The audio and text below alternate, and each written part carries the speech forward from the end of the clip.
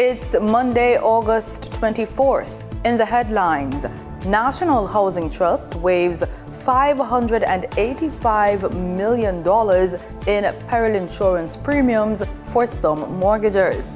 In business news, we have your usual financial updates. Regionally, Antigua and Barbuda, Education Ministry steps up math monitoring. And in sports, Jamaica Football Federation's coaching conference targets stronger football development. This is the news on PBC Jamaica. I'm Simone Absalom Gale.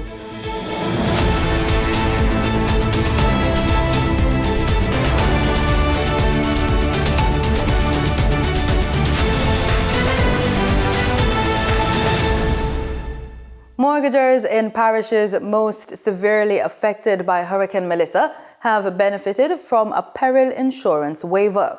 The National Housing Trust says the $585 million premiums would have been due during a 6-month special Hurricane Melissa moratorium from November 2025 to April 2026. Speaking at a recent JIS think tank, NHT Manager for Loan Portfolio Management, Leighton Taylor, says this affects about 36,000 mortgages. So the peril premium that's charged monthly is driven by two primary factors. One, the rate offered by the insurance company, and also by the cost per construction per square foot. So the cost per square foot of construction. So what happened is that the cost per square foot of construction has gone up. The construction cost per square foot has increased, but we received a reduction in the insurance rate. So when you factor both of those components, NHT in its analysis was in a position to hold peril premiums unchanged for the coming period, right? So we're trying to understand and recognize the needs of our mortgagors and the economic climate in which we're all operating, and they exist. The Ministry of Education is renewing its call for Jamaicans to take up scholarships in special education amid an urgent need for more trained professionals to support students with special needs. Dr. Dana Morris-Dixon made the call while speaking on Day 3 of the Jamaica Teachers Association's 62nd Annual Conference in Trelawney. The Ministry of Education is urging more Jamaicans to pursue scholarships in special education as it seeks to address a shortage of trained professionals to support students with special needs. We have several scholarships for persons who are interested in the area of special education. The numbers are increasing globally.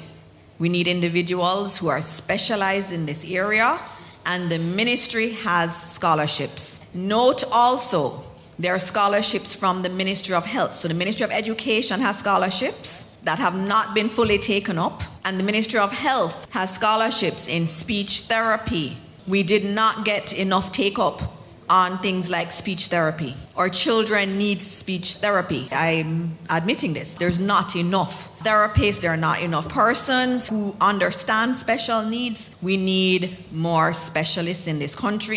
Meanwhile, Portfolio Minister Dr. Morris-Dixon says the ministry is expanding support for students with special needs. We're now over 1,000 shadows in our schools. We're also looking at inclusive spaces. One of the things that we've talked about in the past was, having more standalone special needs schools. But the developmental specialists say that it's better for them to be integrated into a school system. So the better approach is to have a department within the school itself. In terms of the assessments, we've been mainly doing accommodations. We may have to look at how we assess differently also. So we've been doing, extra time, the preferential seating, giving them more breaks. We have exams printed in Braille and other tactile exam material. The minister stresses that early assessment is key to improving educational outcomes for students with special needs. It starts from diagnostics. That's an area where we have to diagnose our children appropriately. We have to do it very early too, because we found that if you intervene early, then the outcomes are better. So we're working in the schools, and one of the things you'll notice, we spend time analyzing the PEP data, because sometimes a child that's at non-mastery, it's not because they weren't taught well, it may be they have a learning challenge. And so we're prioritizing those children who are at non-mastery to assess them, because that's usually an indication of an issue. But the key thing for me is I don't want to assess them at grade 6. That's too late. They need to be assessed earlier. Jamaicans are invited to submit applications for the 2026 Prime Minister's National Medal for Science, Technology and Innovation and the National Innovation Awards. The awards, held under the theme Science Solves, aim to recognize and encourage Jamaicans using science, technology, creativity, and entrepreneurship to develop solutions to national challenges. The National Innovation Awards will recognize outstanding innovations across 9 categories, including agriculture, climate resilience, manufacturing, digital transformation, health, creative industries, and education. A Youth Innovator category will also recognize emerging innovators in frontier science. The awards provide an opportunity to celebrate scientists, researchers, innovators, entrepreneurs, institutions, and other innovators who are developing solutions with the potential to improve lives, increase productivity, and strengthen Jamaica's competitiveness. Applications can be submitted through the Innovation Awards section of the Office of the Prime Minister's website. The deadline is September 5 at 11:59 p.m. The awards ceremony is scheduled for November 2026. We want awardees to benefit from opportunities that can help them to advance their innovations.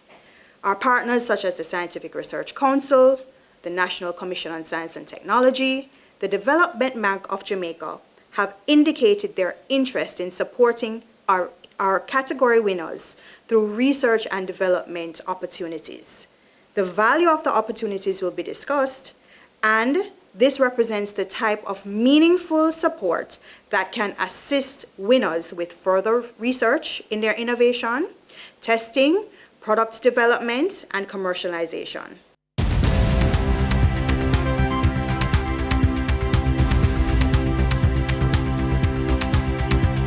In the business report, new Bank of Jamaica Governor Dr. Brian Langren on Thursday explained the decision of the Monetary Policy Committee to hold the policy rate at 5.5%.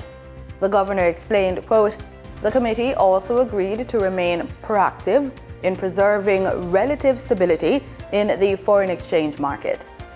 This decision reflects the MPC's assessment that the recent rise in inflation is being driven primarily by temporary, external, and administrative factors, while domestic conditions remain broadly stable. Holding the policy rate steady at this time is therefore consistent with the bank's mandate, but it does not mean the bank is standing still." End quote. The headline inflation increased to 7.5% in July, up from 6.7% in June. Dr. Langren said the MPC expects inflation to remain above the 4 to 6% target range during the September quarter, before falling in the target range in the near term. President of the Small Business Association of Jamaica, Garnet Reid, has reached out to the new governor of the Bank of Jamaica, Dr. Brian Langren, to get commercial banks to reduce interest rates. Mr. Reid says members of the small business sector are struggling under the current high interest rate regime. He said commercial banks are lending to members of the SBAJ at an average rate of between 15% and 18% per annum, adding that these rates are unaffordable to small businesses that have no other option. For the latest market updates, here's Denise Williams. For the trading period of August 21, 2026, the most actively traded securities were Sagicor Select Funds Limited Financial with 4,226,167 units, representing 16.26% of market sales. Wigton Energy Limited with 3,429,516 units, representing 13.2% of market sales. Jamaica Highway Limited shares with 3,278,348 units, representing 12.62% of market sales.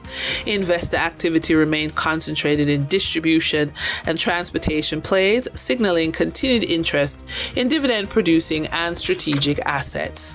Turning to the foreign exchange market based on Bank of Jamaica data for August 21, 2026. Foreign exchange traders recorded significant activity with strong demand across major currencies. For the US dollar, trading margins reflected steady liquidity, with the US selling at $159.39 and buying at $157.84.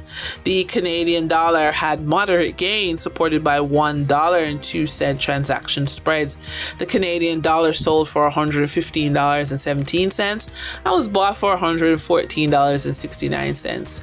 The British pound saw continued volatility, offering short-term trading opportunities of $3.67 in profits for the bank.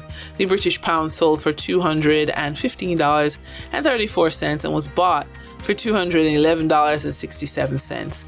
These movements underscore the importance of cash flow timing and currency awareness for businesses managing import costs, debt servicing, or overseas exposure.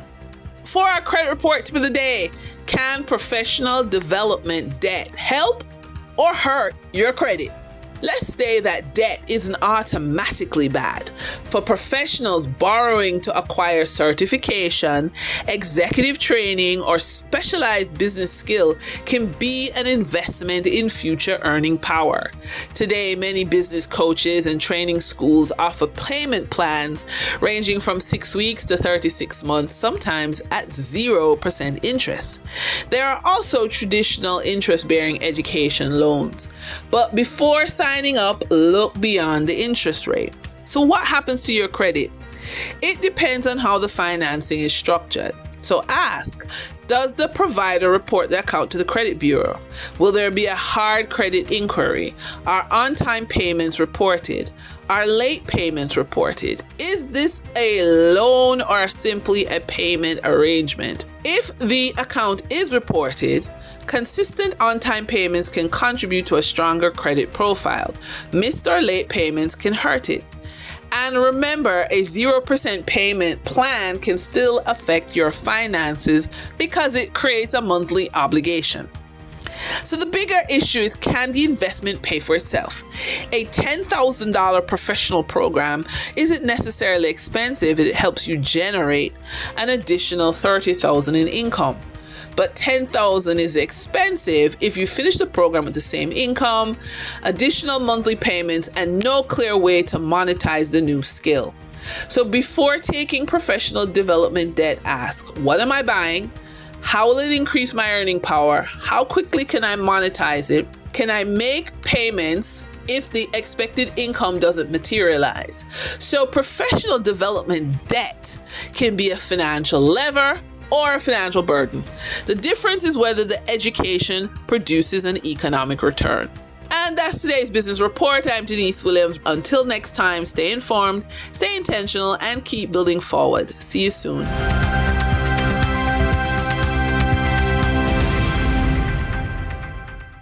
In regional news, Education Minister Dr. Michael Dowlath says Trinidad and Tobago is stepping up efforts to reduce sugary drinks and promote healthier food choices in schools. The initiative aims to tackle childhood obesity and reduce the risk of non-communicable diseases. Education Minister Dr. Michael Dowlett says government is pressing ahead with efforts to reduce sugary drinks and promote healthier options in school cafeterias. The initiative forms part of a collaboration between the Ministries of Education and Health aimed at reducing the risk of non-communicable diseases among students. Faith Chariot reports.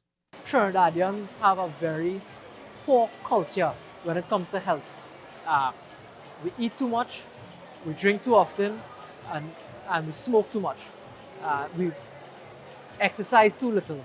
And that's a culture in Trinidad has been propagated over decades. Founder of Healthy Mind Foundation, Dr. Mitra Maharaj, says the organization is focusing on children at an early age to help make healthy living a lifelong habit. Our goal at the Healthy Mind Foundation is to try to change that culture. We try by going into schools and talking to students about healthy lifestyles and how to maintain healthy lifestyles. And the idea is to target them at that age. So by the time they reach our age, they have these things inculcated already. The push comes as the Ministry of Education continues working with the Ministry of Health on measures to reduce the availability of sugary drinks and encourage healthier choices in school cafeterias. Education Minister Dr. Michael Dowlett said the initiative is necessary, noting that 1 in 4 children in Trinidad and Tobago is affected by childhood obesity, increasing their risk of developing NCDs later in life. What is the good news is that if we get all of these values entrenched into the education system from early childhood, primary and secondary, we'll have healthier adults, we'll have more productive adults, and therefore Trinidad and Tobago will prosper by the amount of adults we have in the workforce who are able to work productively for this country.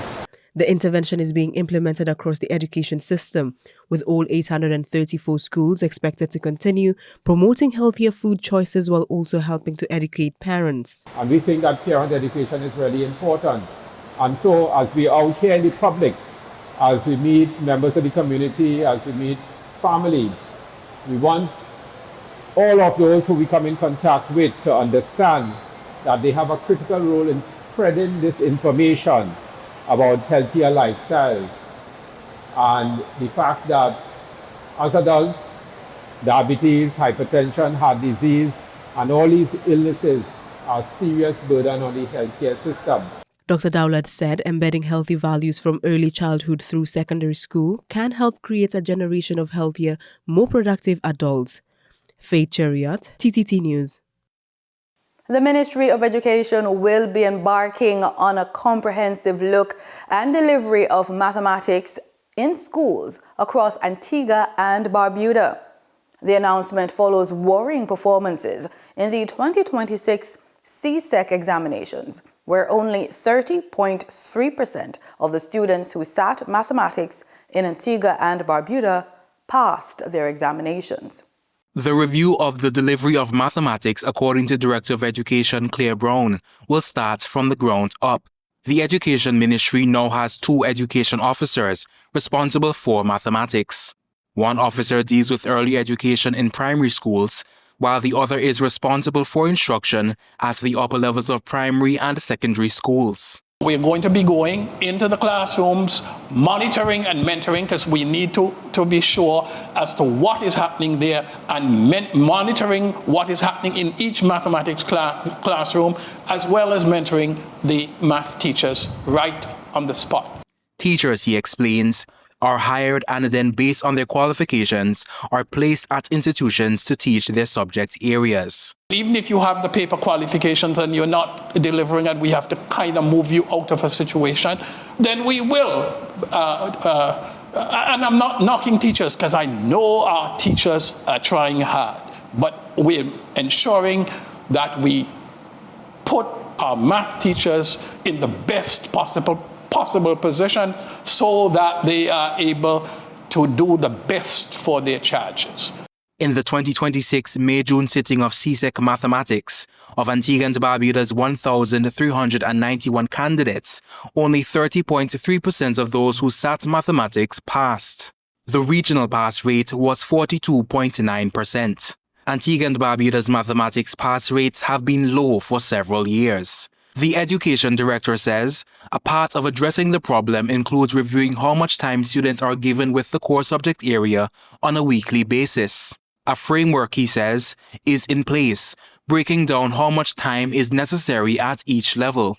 It begins with 200 minutes weekly in kindergarten and is adjusted at the different levels. We're going to be checking to ensure that students are getting the requisite hours in quality math. And we will continue to work with our teachers to build competence, to build capacity, to ensure that we improve math. And if we have to move people out, then we're prepared to move people out. Rakib Aparicio reporting for ABS News. Guyana's President, Dr. Ifran Ali, is urging citizens and public officials targeted by online defamation and harassment to seek legal redress as the government reviews laws to curb abuse and misinformation on digital platforms. Here's more from HGP Nightly News. President Irfan Ali, during a recent media engagement, urged the persons who believe they have been defamed or wrongly accused on social media to seek redress through the courts. The president made the call on Tuesday during a press conference at the office of the president. Ali said the level of irresponsibility online has become a serious concern. That is why I believe that it is critically important that people utilize the legal system now to bring sanity to this whole thing. President Ali said legal action allows the facts to be tested and established. He also urged the Guyanese to rely on credible sources when confronted with misinformation. Ali said government is reviewing existing laws to strengthen how irresponsible social media use is addressed. He also called for more responsible online behavior. There is a view that there are no rules when it comes to social media, and you can post whatever you want. The president recently instructed the Attorney General's chambers to review penalties for AI-generated content. Government is also planning a public awareness campaign to help people identify manipulated material. The Attorney General and the Minister of Legal Affairs Senior Counsel Anil Nandalal has himself been accused on social media of theft. I see many persons are writing in the columns, in the comment section, and saying that I stole law books. One day, one good day, I may decide to sue every one of you. The Cybercrime Act already provides penalties for certain forms of online harassment, threats, and reputational harm, with Ali saying further legal changes are being considered as part of a wider effort to bring greater accountability to the online space. Marvin Cato reporting for HGP Nightly News. In sports, a recently held two-day 2026 Jamaica Football Federation Coaching Conference saw about 100 coaches working to strengthen their professional development and advancing football standards across Jamaica. Head of Coach Education at the JFF, Chase Roberts, said the conference, held under the theme Developing Better Coaches, Building Better Football, brought together coaches from schoolboy, parish, women's and men's Premier League football, as well as the Jamaica Football Championship. The program featured presentations and discussions on the CONCACAF coaching conventions, laws of the game, the JFF Women's Strategic Plan, the future of coaching in the Caribbean, Jamaica's national playing philosophy, and developing effective systems of play. He said the broad program was designed to ensure coaches develop both on and off the field. Mr. Roberts said feedback from participants was positive, with many expressing interest in another staging next year. In cricket news, the Trinidad Knight Riders have lost their second straight CPL match. TKR were beaten by hosts Antigua and Barbuda Falcons by 5 wickets Saturday night at North Sound. Wayne Cunningham tells us more. The Trinidad Night Riders have lost their second straight CPL match. TKR were beaten by the hosts Antigua and Barbuda Falcons by 5 wickets last night at North Sound. As seen more and more, the team which wins the toss prefer to chase. So, the Trinidad Night Riders was sent into bat by the Falcons on Saturday night. Despite losing Alex Hales for 2 in the 4th over, TKR looked comfortable with opener Colin Monroe and Nicholas Puran, who joined him for a 49-run partnership. Home fans at the Sir Vivian Richards Stadium in North Sound were not liking what they were seeing, as their bowlers were treated with disdain by the duo. That changed in the 8th over when Puran misjudged a Joshua James delivery that stopped his knock on 43, 84 for 2. Matthew Brizek made a cameo, then Monroe fell on 46, following a tricky delivery by Shadab Khan, who was very economical with his shifty leg spin. 96 for 4, and it went downhill from there. An unbeaten 19 from Sunil Ryan and 14 from Terence Hines saw TKR close on 165 for 6. Rakeem Cornwall opened the batting and showed little respect for Sunil Ryan, who opened the bowling. After his run-out in the 2nd over, Amir Jangu played a more circumspect knock. He contributed 31. When he departed on 80 for 4 in the 13th over, the Falcons still had a lot of catching up to do. Then at 92 for 5 in the 14th over, Kusal Pereira was joined by Sadab Khan, with Khan making a name for himself, 5 sixes, as he got his half-century in 20 balls to finish on 52 not out. Pereira on 34 not out.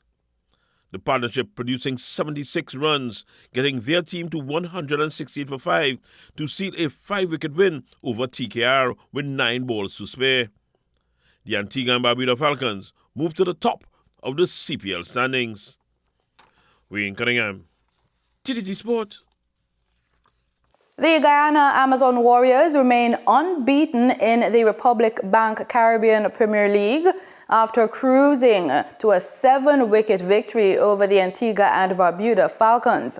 Shamar Joseph led a dominant bowling display with 3 for 22, as the Falcons were bowled out for just 116 in 17 overs.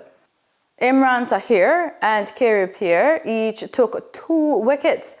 The Warriors then raced to 121 for 3 in only 9.5 overs, powered by an unbeaten 47 from Shea Hope and a blistering 49 off 17 balls from Shimron Hetmeyer.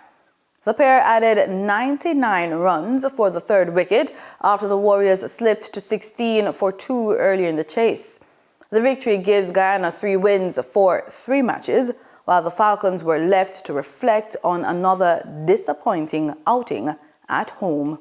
And that's the news on PBCJ. Follow us on our social media platforms at PBCJamaica. And remember, we are the People's Station.